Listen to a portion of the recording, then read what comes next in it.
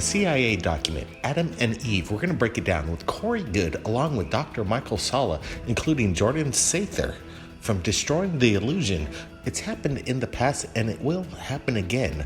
Corey Goode's going to tell us about the secret space program, along with Dr. Michael Salla's insight. Is there a secret that we need to be told? Enjoy this new investigation right now.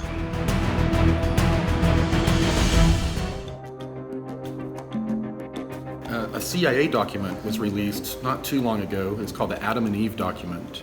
And in that document, it discusses that scientists had done studies of what would occur during a pole shift. And it's the worst case scenario, 700 mile per hour winds, totally biblical proportion types of cataclysms.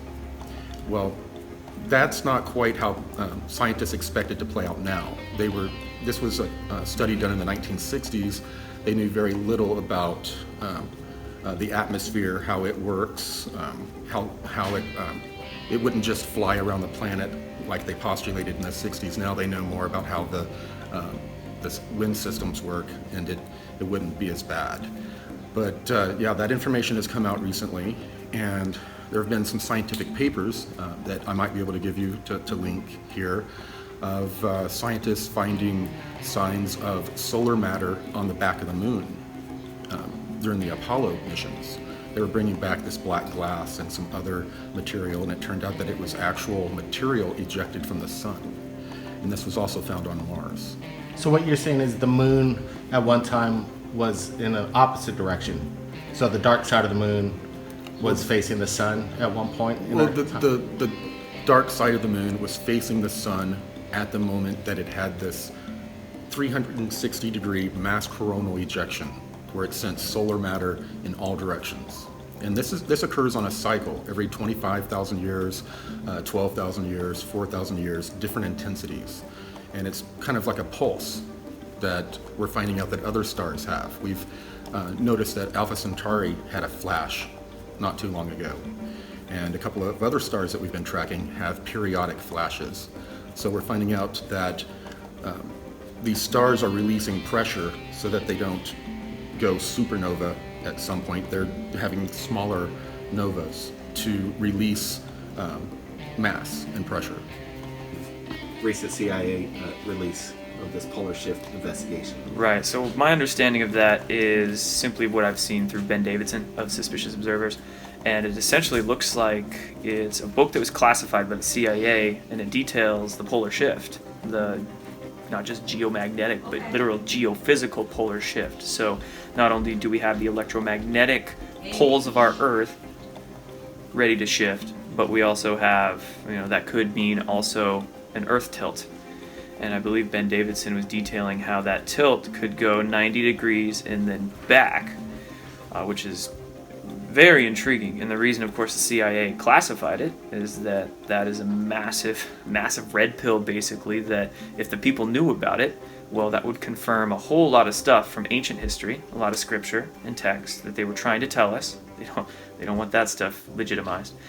And they also, of course, don't want people to really understand what's going on with our sun and the electric universe model. They want to prop up their standard model physics that is tons of misinformation mixed in to sell their agenda with, basically. If people were to realize what our sun actually is, what it's going to do, they would live their lives a whole lot differently, and they wouldn't be trusting what's told to us by the authorities quite as much.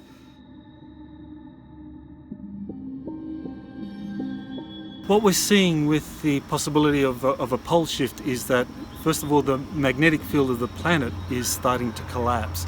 It's diminishing in strength more and more, and this makes the planet more susceptible to solar rays that are pouring in, especially at the poles, because of the shape of the Earth's magnetosphere.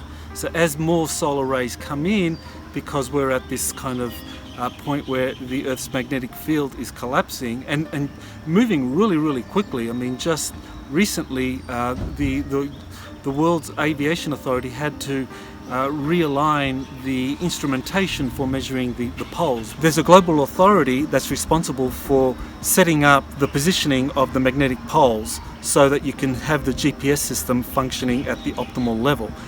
They've had to actually accelerate the readjustments that they do every 5 years because the magnetic poles are moving so quickly. So this is a sign of the magnetic poles actually not only realigning but also weakening very, very quickly.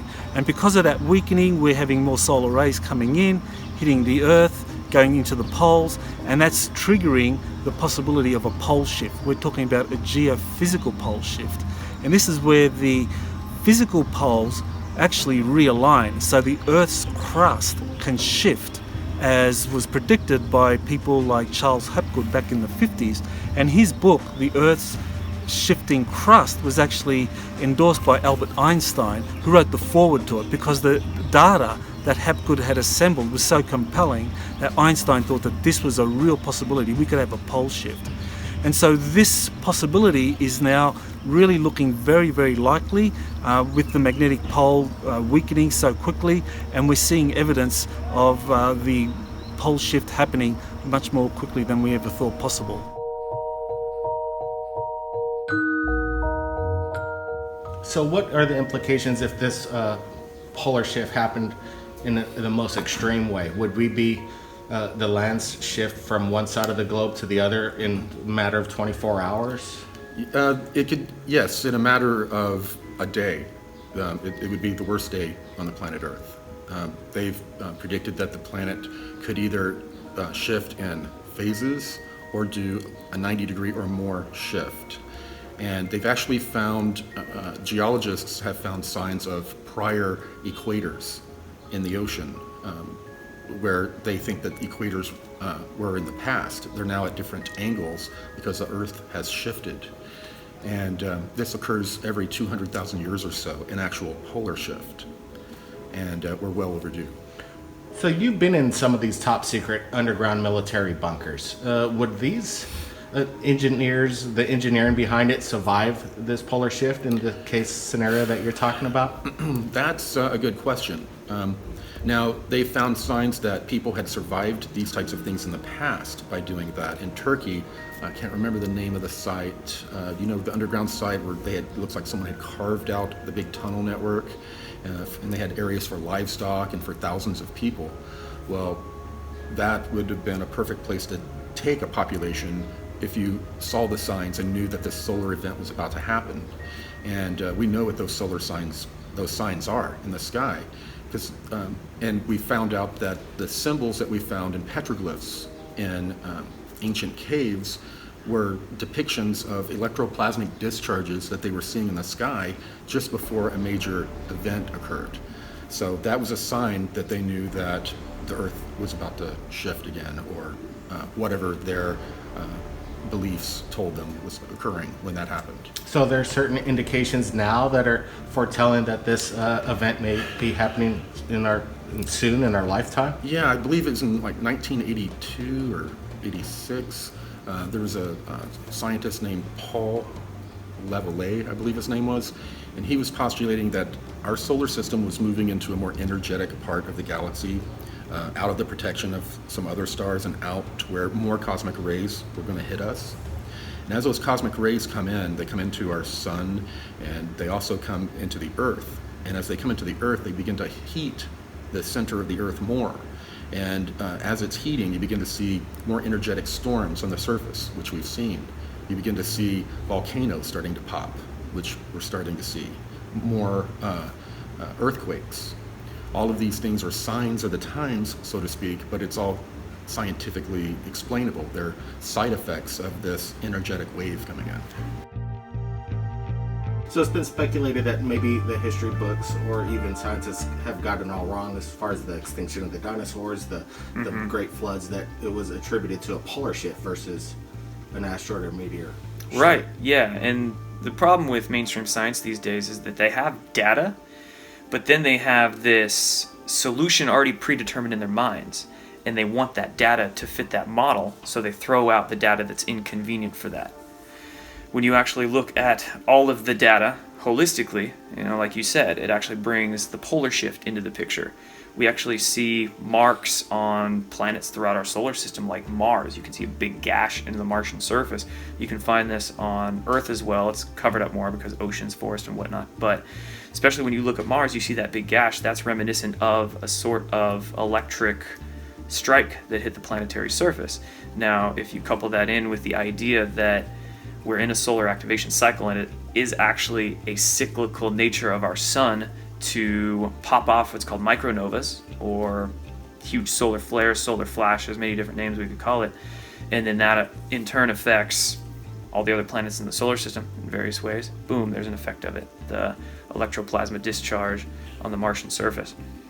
So you've been doing a lot of research with the secret of, well, basically the declassified Space Force. Is this maybe in preparation for a major polar shift? What's your investigated? How's this gone in that direction? What I think's going on with the Space Force is that, of course, we have black budget programs that are taking in billions and billions, if not trillions of dollars, and they've been in existence since 50s and 60s, if not before that.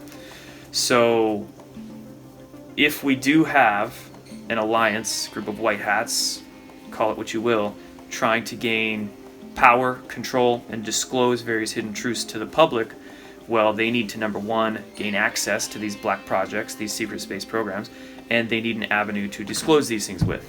So what better way to do that than to create a sixth branch of the military, called the Space Force, get the military to get control, gain access to these programs, and then use that as a way to start slowly disclosing this to the public. Now, I wouldn't doubt that in the high levels of, say, this alliance, that they know very well about the polar shift and the solar flash, and they're making preparations for it. One thing I've been thinking of recently is all these booms we've heard around the country. Booms people are hearing everywhere. Could be such that maybe there's some underground complexes being built out to house a certain amount of people around the country if that solar flash did go off. There could be preparations being made, absolutely, for them to protect as many people as possible and help us go through this, not just solar flash and solar shift, but it's going to affect our planet too, our planet, us, our DNA, our consciousness. And we're going to need a lot of help getting through that, of course, because how many people out there are wholly ignorant of the whole topic.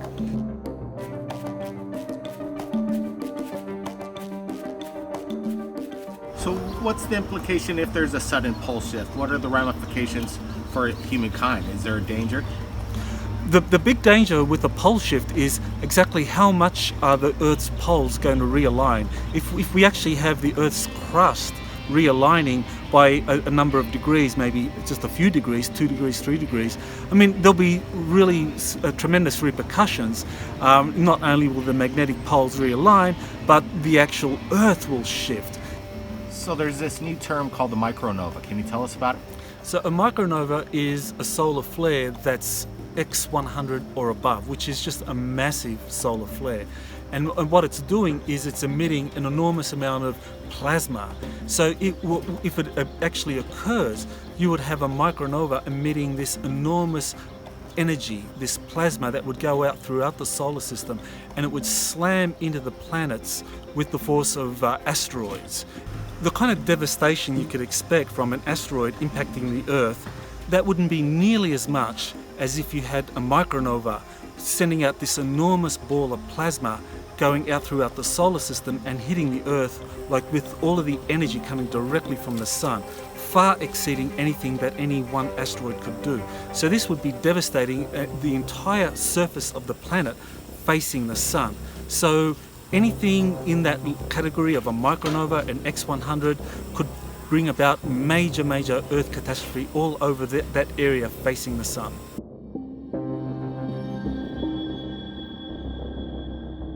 What about our governments prepping for this or letting the American public know that this event may be coming up in the near future? Would they keep it a secret from us? They'll keep it a secret.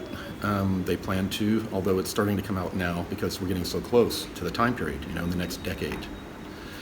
But for decades, they've been spending a certain percentage of the gross national product of each country on building these underground bunkers to help people survive. And there are going to be people that are given golden tickets, and they're brought down into these places. I mentioned that these solar sneezes, that we kind of jokingly call them, occur on a cyclic basis, and they've happened back into antiquity.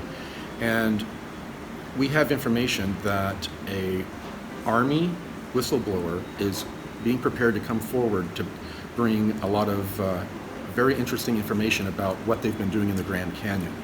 A lot of people, if you study the U.S. Army's activity in the Grand Canyon, they took over that area, a couple hundred years ago, and took a lot of it away from the natives, of course. What they found is a cavern system that goes deep down into the earth, just giant cracks, basically, that go deep down into the earth that you can navigate fairly easily. And they open up into larger caverns. And in those larger caverns, they found big adobe villages that were built, broken pottery. It was very obvious that a population had survived there for a long term. And they found a lot of other interesting things, including giants with elongated skulls. And that's information that I'm told that this U.S. Army whistleblower is going to be bringing out very soon. And I don't think they're going to be contacting me. They may contact you guys or someone else out there. But they're being prepped. Do you think this is preventable? Any kind of technology would be able to prevent the polar shift? No, this is a natural cycle. This happens to be a solar system that has a very turbulent cycle. And we reported on this information in our movie Above Majestic, which we talked with you about before. It's on iTunes and Amazon. And we're going to be expanding on this topic greatly in our follow-up to Above Majestic. So there's obviously preparation going on, underground bases, facilities being built, and people are behind in the construction in regards to this. How are they keeping them silent and not getting the word out that, hey, we're building this in preparation for a polar shift? Very good question. And the answer to this helps understand not just building underground bases, but building spacecraft, building really anything involving these black projects. And the first answer to that is compartmentalization. So when you have these engineers, these scientists, these developers compartmentalized in these different projects, you can literally have somebody working on something different in the next room. You have no idea what they're working on, even though you're right next to them. You could have a group of engineers building, say, a spacecraft, and they're all building small parts of it. Everybody's building a different part. They have no idea what they're building it for. They're not told. They're dialed in with their orders, and they're just told to do this, so they do that. And then you get 1,000 people building 1,000 different parts. Then you have just a couple individuals, maybe a handful of them, working to put it all together for the final production. So only a couple people know the full scope of the operation. Compartmentalization is very important to understand when trying to, of course, analyze what's going on with all these programs, but also the idea of threat. So many individuals are threatened, they're blackmailed, they're threatened with harm, violence, could be paid off. A few of them could be paid off. They could also be threatened with losing their jobs, losing their careers, whatever it is needed to keep them shut up. So yeah, they sign the NDAs, they sign the non-disclosure agreements, but then if they do still let some tidbits of information out, because these people are monitored, their phones are monitored, and it's usually a 2-degree monitoring, so they don't only monitor you, they monitor the people you talk to and the people they talk to. So it's a couple degrees, so they can keep it clamped down. They have the intelligence of, make sure no leaks happen with the project. So it's a multi-step process in how they keep this all secret.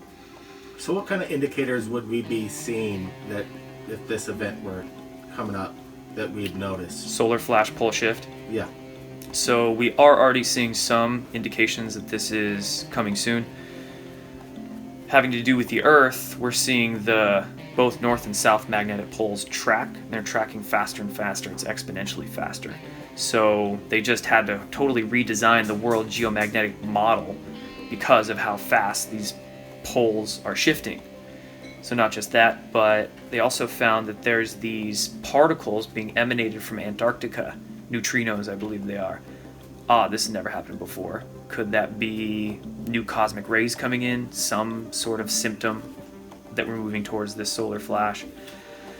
And then also there's all sorts of electroplasma anomalies we're seeing on this Earth. Noctilucent clouds are one. Noctilucent clouds are pretty incredible, and I've seen them before with my naked eye. They're pretty rare, but they're becoming much less rare, which is the interesting part.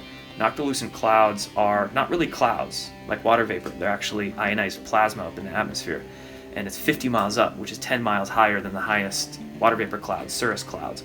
These are 50-mile high clouds, and they glow. They're glowing because it's ionized plasma. Now, normally these noctilucent clouds are only found over the poles, but in recent years they've been finding them farther and farther away from the poles, almost as far south as, at least from the North Pole, as, say, Kentucky, Middle America. I've seen them in Washington State with my own eyes, and I was wondering, what is that?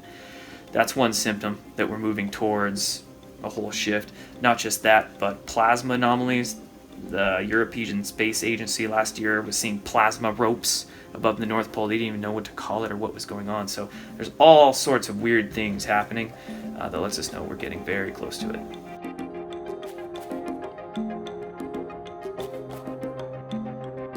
Do you think this secret space program is basically effort in regards to maybe possibly relocating human civilizations to The way they, the carrot that they gave all of these countries secretly to get them to give a certain percentage of their GDP that was going to underground bases and a secret space program was what they called a continuity of species program, that they were going to relocate humans underground on different planets and planetoids in our solar system and in the closest 13 stars, so that if there was if our sun went supernova, humanity would survive. That was the plan. And so they started getting all of these funds, and they started building, like China is building all of these underground facilities to where they'll bring people from each country. It won't just be for Chinese people. They're designated, and it's a world government-owned operation. And it's the same with the secret space program. That secret space program has been going out there looking for signs to prove that this solar event was going to happen, and then to find a way to relocate humanity or a portion of us so that we survive.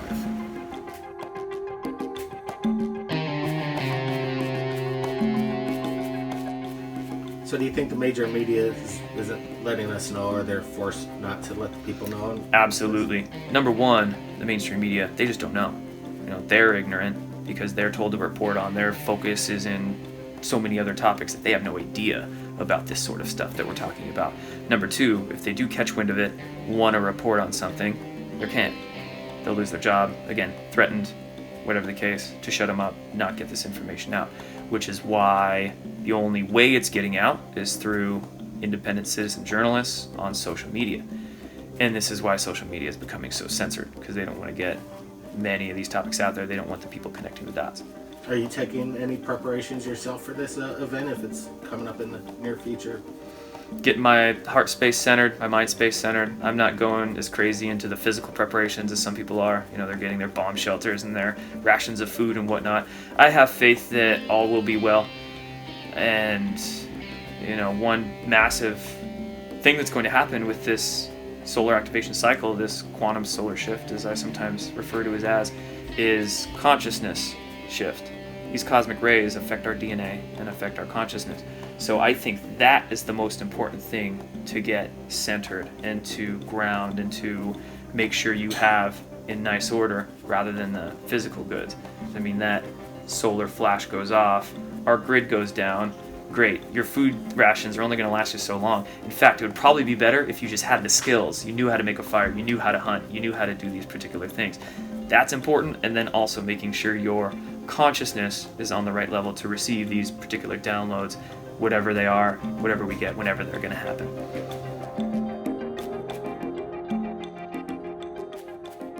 Do you have any heads up in regards to the polar shift? If it does go down, what would you be doing? What's your plan?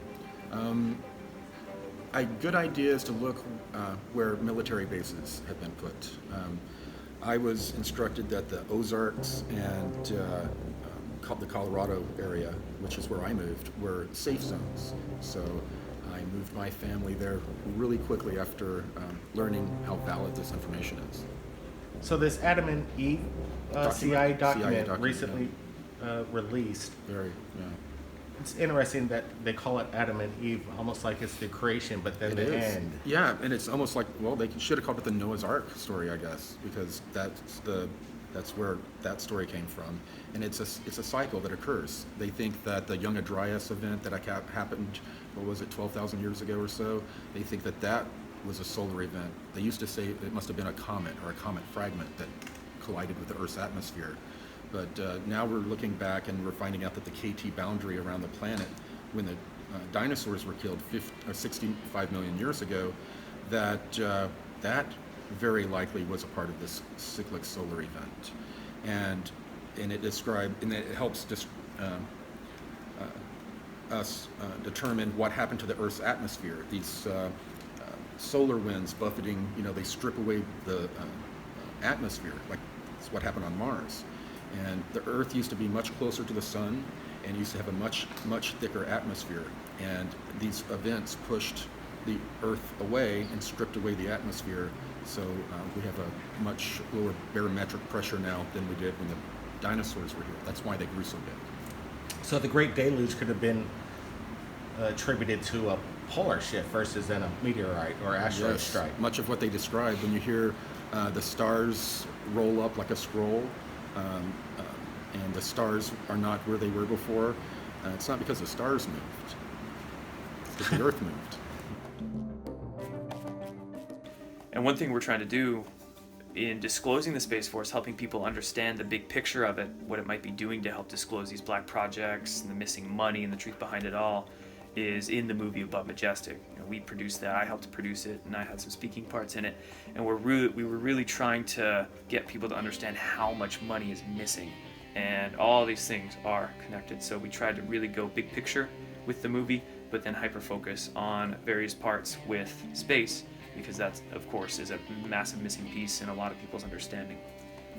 Is there a follow-up to Above Majestic?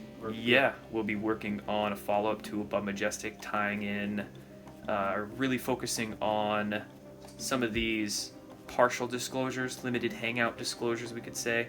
I almost sometimes call it like a deep state psyop disclosure in a way. What we're seeing right now is because so many people are waking up, taking to social media, spreading the truth, they're having a passion in sharing it and searching for it, and the censorship that's going on can't contain it. The deep state wants to distract people. They want to pull a fake disclosure to make people think that they're getting all the truth, and then they can brush the rest of the crimes under the rug. It's kind of the definition of a limited hangout. They volunteer a little piece of information, brush the rest away. And that'll be a focus of Above Majestic 2, is that, but also Antarctica, and so many things that we missed in the first movie, so many things that we can still tie in to help people get that understanding.